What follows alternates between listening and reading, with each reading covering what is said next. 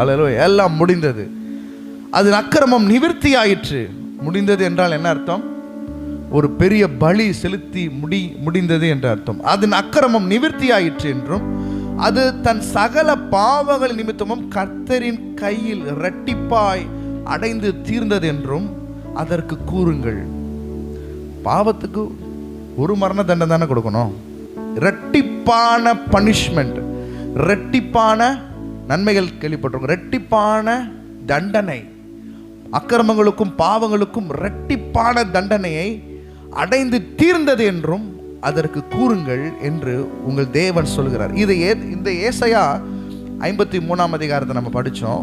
ஆண்டவராய் இயேசு கிறிஸ்து இந்த உலகத்தில் பிறக்கிற நாளையும், அவர் உதிக்கிற நாளையும், சிலுவையிலே அவர் மரிக்கிற வேளையும், அவர் அனுபவிக்கக்கூடிய பாடுகளையும் அவர் தீர்க்க தரிசனமாய் பார்த்து எழுதின சுவிசேஷன் தான் ஏசாயா 53ஆம் அதிகாரம்.